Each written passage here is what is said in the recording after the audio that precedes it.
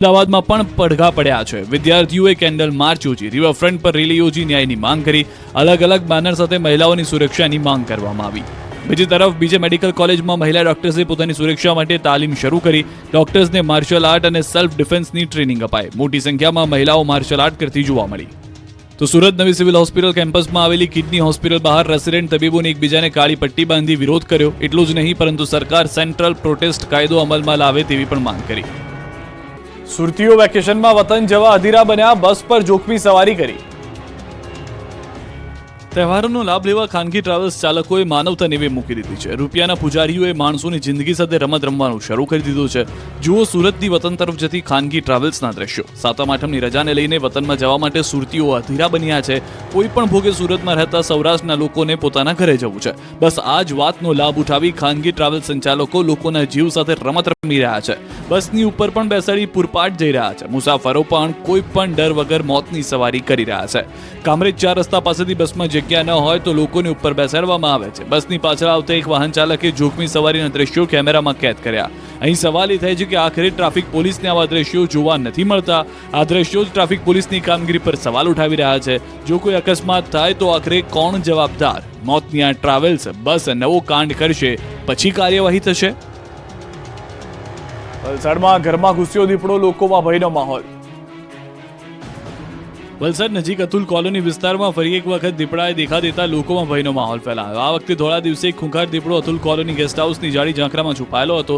એ દરમિયાન રોડ પરથી પસાર થતા એક બાઇક ચાલકે જાળીમાં બેસેલા દીપડાને જોયો। આથી તેણે ગામમાં અન્ય લોકોને પણ જાણ કરી। જોકે થોડા સમય બાદ દીપડો ફરી પાછો જાળીમાં છુપાઈ ગયો। અગાઉ પણ અતુલ કોલોની વિસ્તારમાં અનેક વખત દીપડા દેખાવાની ઘટનાઓ બની ચૂકી છે। વન વિભાગને જાણ કરતા વન વિભાગ દ્વારા પાંજરા ગોઠવીને પણ દીપડાને ઝડપવા પ્રયાસ હાથ ધરવામાં આવ્યો છે। જોકે હજુ સુધી દીપડો નહીં ઝડપાતા ફરી એક વખત તે લોકોની નજરે ચડ્યો હતો। આમ અતુલ કોલોની વિસ્તારમાં દીપડાની હાજરીને કારણે લોકોમાં ભયનો માહોલ છવાયો છે। બીજી તરફ અંબાજી પંથકમાં રીંછના સતત આંટાફેરાથી લોકોમાં ભય ફેલાયો છે। સતત 3 દિવસથી ગબ્બર પર મંદિર પાસે રીંછ આવી રહ્યું છે। હવે અંબાજી સિવિલ હોસ્પિટલના કમ્પાઉન્ડમાં નજરે પડ્યું છે। સિવિલ હોસ્પિટલમાં રીંછ દેખાતા લોકોમાં પણ ભયનો માહોલ છે। ભાજપ નેતા મહેશ દવેને ફરી કોંગ્રેસમાં ઘર વાપસીનું ગેનીબેનનું આમંત્રણ।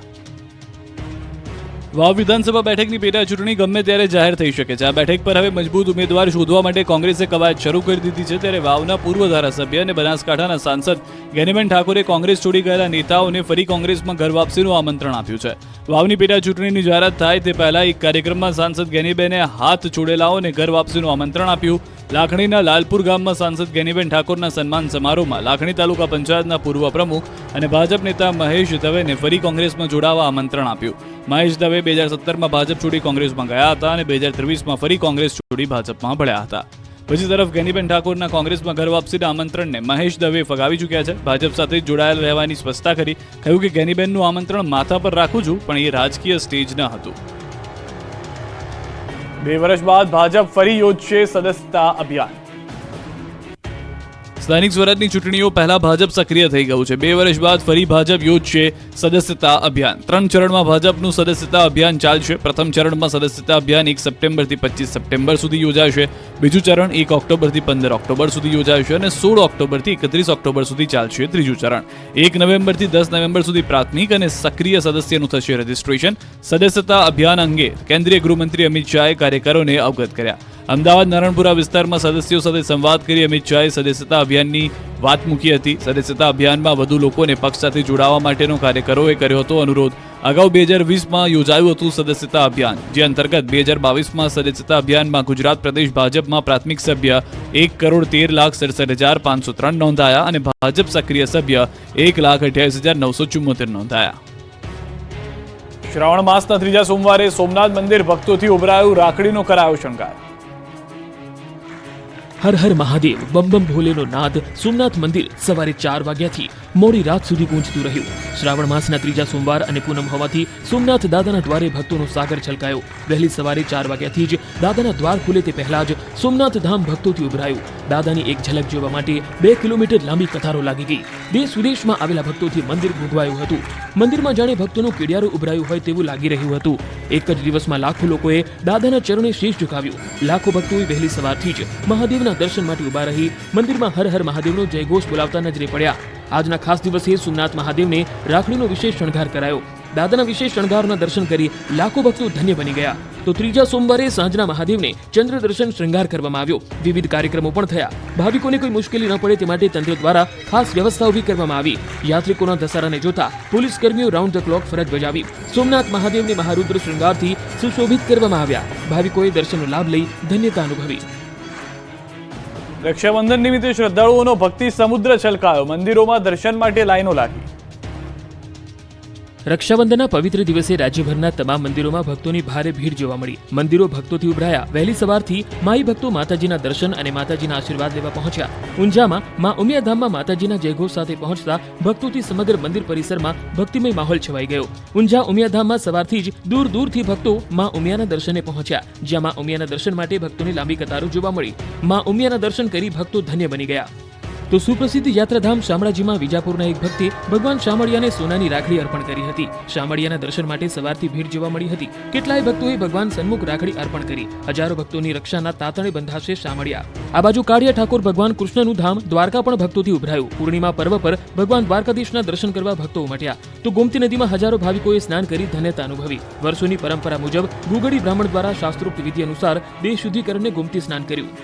તો અમદાવાદના જગન્નાથ મંદિરમાં રક્ષાબંધનની અનોખી ઉજવણી થઈ. બહેન સુભદ્રાજી ભાઈ જગન્નાથ અને બલરામને ચાંદીની રાખડી બાંધી. ભાઈ જગન્નાથ અને બલરામજીએ બહેનને સોનાનો હાર અર્પણ કર્યો, જેને લઈ મંદિરમાં મોટી સંખ્યામાં ભક્તો દર્શન કરવા પહોંચ્યા. આ પ્રસંગે જગન્નાથ મંદિરે કોમી એકતાના પણ દર્શન થયા. જગન્નાથ મંદિરમાં મોટી સંખ્યામાં પહોંચી લઘુમતી સમાજની બહેનો, લઘુમતી સમાજની મહિલાઓએ બાંધી દિલીપદાસજીને રાખડી. દિલીપદાસજી મહારાજને કંકુ તિલક કરી રાખડી બાંધીને મોઢું મીઠું કરાવ્યું. સાળંગપુરમાં રક્ષાબંધનની ઉજવણી. કષ્ટભંજન હનુમાનજી મંદિરે 35,000 રાખડીથી દાદાનો શણગાર કરાયો. દેશભરમાં રક્ષાબંધનની ધામધૂમથી ઉજવણી થઈ ત્યારે સાળંગપુર કષ્ટભંજન હનુમાનજી મહારાજનું મંદિર પણ રક્ષાબંધનના તહેવારના રંગમાં રંગાયું. સાળંગપુર હનુમાનજી દાદાને ભક્તો દ્વારા મોકલવામાં આવેલી રાખડીનો કરાયો અદ્ભુત શણગાર. દાદાને ભક્તો દ્વારા મોકલવામાં આવેલ ભક્તિભાવની રાખડી તેમજ દાદાને મોકલવામાં આવેલ ભક્તિભાવનો પત્ર દાદાને ધરવામાં આવ્યો. સવારથી હનુમાન દાદાના દર્શન કરવા માટે ભક્તોની ભારે ભીડ જોવા મળી. મંદિરમાં ભક્તોએ મોકલેલી રાખડીના વાઘાથી શણગાર કરવામાં આવ્યો. સાળંગપુર હનુમાનજી મંદિર દ્વારા મારા દાદાને મારી રાખડી અંતર્ગત એક અભિયાન શરૂ કરવામાં આવેલું. આ અભિયાન અંતર્ગત અમેરિકા હોય, ઓસ્ટ્રેલિયા હોય, લંડન કે પછી કેનેડા સહિત ભારતના તમામ રાજ્યોમાંથી આશરે 35,000થી વધુ રાખડીઓ અને પત્રો દાદાને પહોંચાડવામાં આવેલ, જે અંતર્ગત આજરોજ રક્ષાબંધન પર્વ નિમિત્તે હનુમાનજી દાદાને વિશેષ રાખડી સાથેનો શણગાર કરવામાં આવ્યો. દાદાની ભક્તિના ભાવ સાથે મોકલેલા પત્રો તેમજ રાખડી આજે દાદાના ચરણે મૂકવામાં આવી. ઉપરાંત નારિયેળી પૂનમ નિમિત્તે હનુમાનજી દાદાના સિંહાસનને નાળિયેરીના પાનનો શણગાર કરવામાં આવ્યો. તો આજના પાવન પર્વએ ભક્તોએ દાદાના દર્શન કરી ધન્યતા અનુભવી. રાખડીઓ અને પત્રો દ્વારા જે ભાવ વ્યક્ત કર્યો અને લાગણી દર્શાવી તે તમામની મનોકામના પૂર્ણ થાય તેવી પ્રાર્થના કરાઈ હતી. સુરેન્દ્રનગર સ્વામિનારાયણ મંદિરે 12 કલાત્મક હિંડોળે જમાવાયું છે આકર્ષણ. પવિત્ર શ્રાવણ માસમાં દર વર્ષે કલાત્મક હિંડોળાનું આયોજન કરવામાં આવે છે, ત્યારે આ વર્ષે પણ સુરેન્દ્રનગરના જવાહર ચોક સ્થિત સ્વામિનારાયણ મંદિરમાં અલગ અલગ 12 કલાત્મક હિંડોળાનું આયોજન કરવામાં આવ્યું છે. વિવિધ પ્રકારના હિંડોળાના દર્શન કરી ભક્તો ધન્ય થઈ રહ્યા છે. હિંડોળાના દર્શન કરવા ભક્તોની ભારે ભીડ જોવા મળી રહી છે. ચલણી નોટો, અનાજ, કઠોળ, સૂકો મેવો, શાકભાજી, થર્મોકોલ, રૂમાલ, રમકડા, પેન્સિલ, દીવાસળી સહિત અલગ અલગ 12 હિંડોળા બનાવવામાં આવ્યા છે, જેમાં ચલણી નોટોના હિંડોળા ભક્તોમાં ખાસ આકર્ષણનું કેન્દ્ર બન્યા છે. આ હિંડોળામાં રૂપિયા 1 થી લઈને 500 સુધીની કિંમતની ચલણી નોટોનો ઉપયોગ કરવામાં આવ્યો છે. આ કલાત્મક હિંડોળા બનાવવામાં અંદાજે 15 થી 20 દિવસ જેટલો સમય લાગે છે. જવાહર ચોક સ્વામિનારાયણ મંદિર ખાતે વર્ષોથી કલાત્મક હિંડોળા બનાવવામાં આવે છે, જેના દર્શન કરવા લોકો દૂર દૂરથી આવે છે અને હિંડોળાના દર્શન કરી ધન્યતા અનુભવે છે. વહેલી સવારથી જ ભક્તોની હિંડોળા દર્શન માટે ભારે ભીડ જોવા મળી. સુરેન્દ્રનગર સહિત આસપાસના ગામોમાંથી પણ હરિભક્તો હિંડોળાના દર્શન માટે આવ્યા હતા અને સમગ્ર માહોલ જય સ્વામિનારાયણના નાદ સાથે ગુંજી ઉઠ્યો હતો. પાકિસ્તાની બહેન અને બાળકીઓએ પીએમ મોદીને રાખડી બાંધી તો સીએમ અને પાટીલે પણ કરી રક્ષાબંધનની ઉજવણી. દેશભરમાં રક્ષાબંધનનો તહેવાર ઉજવાઈ રહ્યો છે, ત્યારે પ્રધાનમંત્રી મોદીને બાળકીઓએ રક્ષાસૂત્ર બાંધ્યું. રક્ષાબંધન નિમિત્તે શાળાની નાનકડી વિદ્યાર્થીનીઓ પીએમ આવાસ પર પહોંચી અને પીએમ મોદીના હાથ પર રાખડી બાંધી. વિદ્યાર્થીનીઓએ પીએમ મોદીના હાથ પર જે રાખડી બાંધી છે તેના પર તેમના સ્વર્ગસ્થ માતા હીરાબાનો ફોટો છે. આ ખાસ રાખીના ફોટામાં પીએમ મોદી માતાના ચરણ ધોતા જોવા મળે છે. પીએમ મોદીના હાથ પર બાળકોએ રાખડી બાંધી છે, જેમાં માતાના નામે એક વૃક્ષ એવો મેસેજ પણ લખવામાં આવ્યો છે. તો સીએમ ભૂપેન્દ્ર પટેલને ભાજપની કાર્યકર્તા મહિલાઓએ રાખડી બાંધી. સીએમને રાખડી બાંધીને સારા સ્વાસ્થ્યની પ્રાર્થના કરી. બ્રહ્માકુમારી ગાંધીનગરની બહેનોએ પણ ભૂપેન્દ્ર પટેલને રાખડી બાંધી હતી. તો સુરતમાં કેન્દ્રીય જળશક્તિ મંત્રી અને ભાજપ પ્રદેશ અધ્યક્ષ CR પાટીલે કરી રક્ષાબંધનની ઉજવણી. પટાર સ્થિત પોતાના નિવાસસ્થાને પાટીલને બહેન સુરેખાએ બાંધી રાખડી. રક્ષાબંધન પર્વે રાજ્યભરની જેલમાં બંધ કેદીઓને બહેનોએ બાંધી રાખડી, સર્જાયા ભાવુક દ્રશ્યો.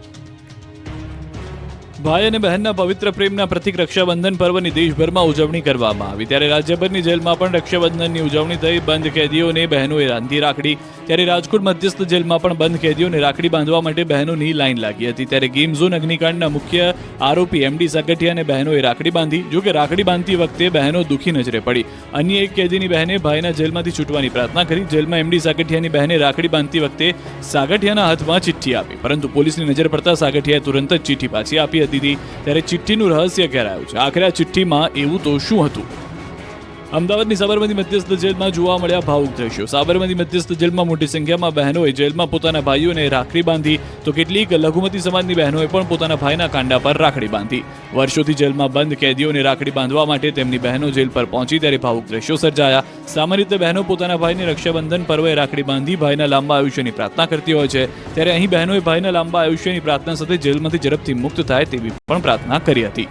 બહેનોએ ભાઈને રાખડી બાંધી શકે તેવા ખાસ વ્યવસ્થા વડોદરા જેલમાં પણ જોવા મળી હતી. વડોદરા સેન્ટ્રલ જેલમાં 1500 ઉપરાંત કેદીઓને બહેનોએ બાંધી રાખડી. જે દરમિયાન સેન્ટ્રલ જેલમાં ભાવુક દ્રશ્યો સર્જાયા. ભાઈ બહેનની આંખોમાં લાગણીના આંસુ છલકાયા. વહેલી તકે ભાઈ જેલમાંથી મુક્ત થાય તેવી ભગવાનને પ્રાર્થના કરતી બહેનો જોવા મળી.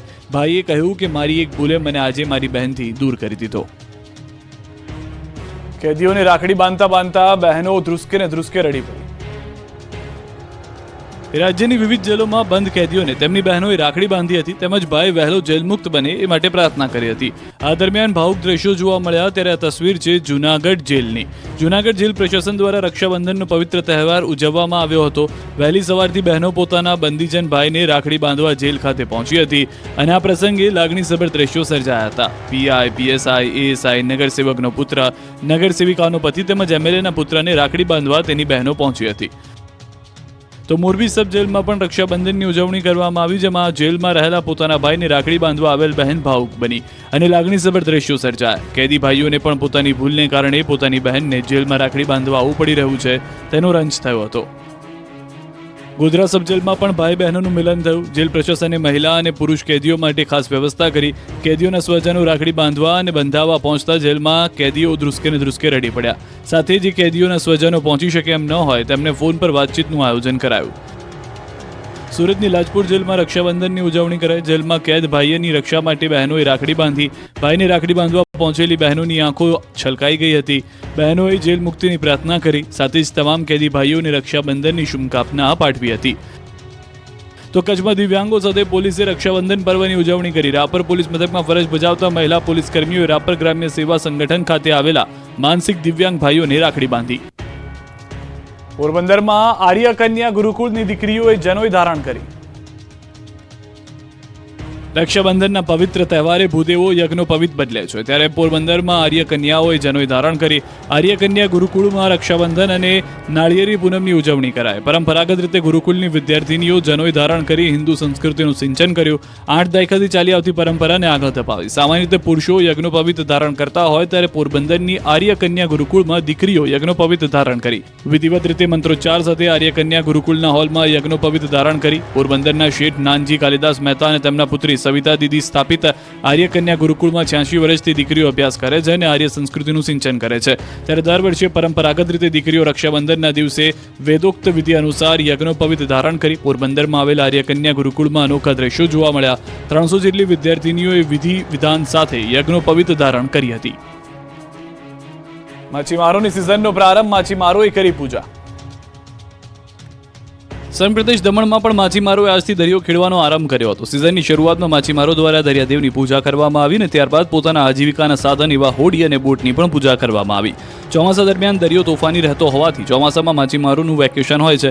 જોકે નાળિયેરી પૂર્ણિમા એટલે કે રક્ષાબંધનના દિવસથી દમણના માછીમારો માટે વેકેશન પૂરું થયું અને માછીમારીની નવી સિઝનની શરૂઆત થઈ. આજે દરિયાદેવ અને હોળીની પૂજા કરી માછીમાર પરિવારોએ આ વર્ષની સિઝન સારી જાય અને તેમના પરિવારમાં સુખ શાંતિ રહે અને દરિયા ખેડતી સમયે તેમની દરિયાદેવ સુરક્ષા કરે અને કોઈ વિઘ્ન ન આવે તેવી દરિયાદેવ પાસે પ્રાર્થના કરી. દમણના દરિયા કિનારે માછીમારોએ હોળીની અને દરિયાદેવની પૂજા કરી સિઝનનો આરંભ કર્યો.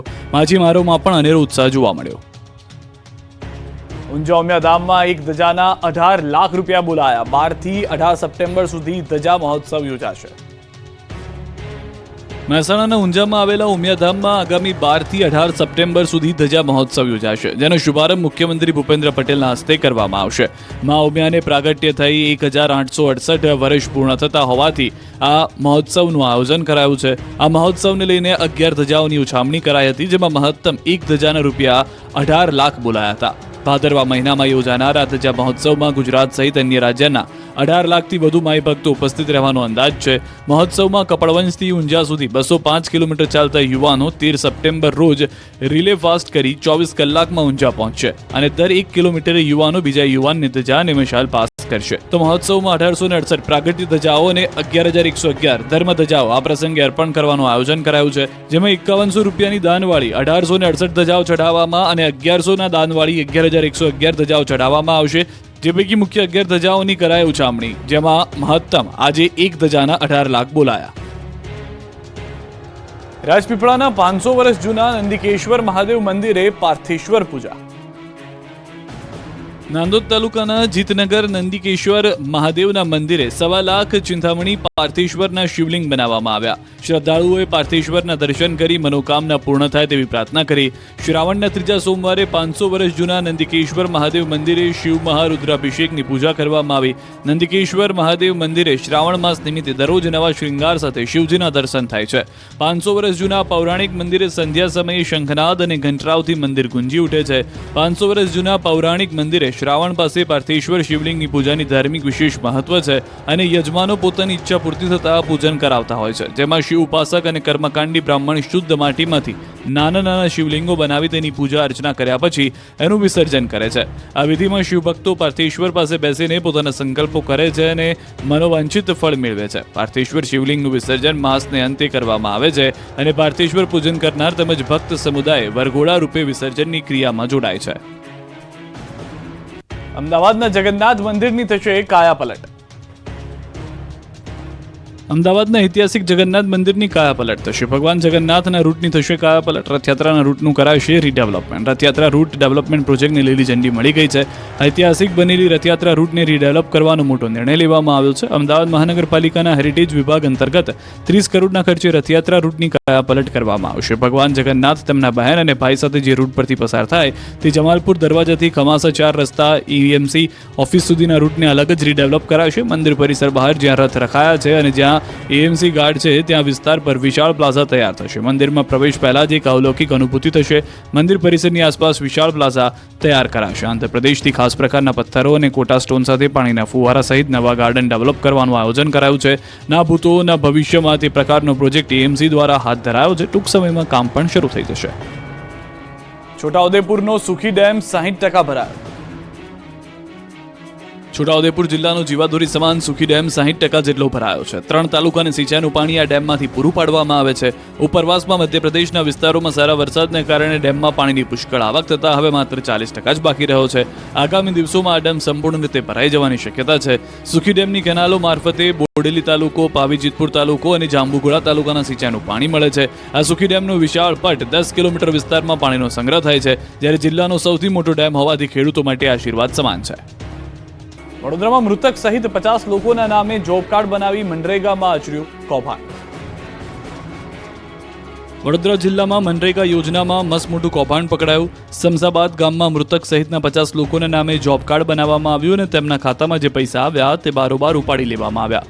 હાથ તો ત્યારે થઈ જ્યારે 2 વર્ષ પહેલા મૃત્યુ પામેલા ગંગાબેન પાટણવાડિયાનું આ કૌભાંડીઓએ જોબ કાર્ડ બનાવ્યું. કાગળ 75 દિવસની હાજરી બતાવી અને પછી પૈસા પણ મેળવી લેવાયા. આ રીતે 17,925 રૂપિયા ઉપાડી લેવામાં આવ્યા. આવી જ રીતે 50 લોકો જેમણે કામ કર્યું પરંતુ આજ દિવસ સુધી તેમને જોબ કાર્ડ કે એટીએમ કાર્ડ નથી આપવામાં આવ્યા. ગામનું તળાવ ઊંડું કરી માટી, સ્મશાનો, મંદિર તેમજ વણકરવાસમાં નાખવાની હતી. ગામના જ તત્કાલીન તલાટી સરપંચ કિશન રાઠોડે ગામના 50 લોકોની યાદી બનાવી જોબ કાર્ડ બનાવ્યા, જેમાં મૃતક ગંગાબેનનું પણ જોબ કાર્ડ બન્યું. જે બાદ કૌભાંડીઓ ગંગાબેનના અશિક્ષિત પુત્ર પાસેથી જોબ કાર્ડ અને એટીએમ કાર્ડ અધિકારીને બતાવવાનું કહે છે એમ કહી લઈ ગયા. ત્યારે ગંગાબેનના ખાતામાંથી એટીએમ કાર્ડથી રૂપિયા ઉપાડી જતા સમગ્ર કૌભાંડનો ભાંડો ફૂટ્યો.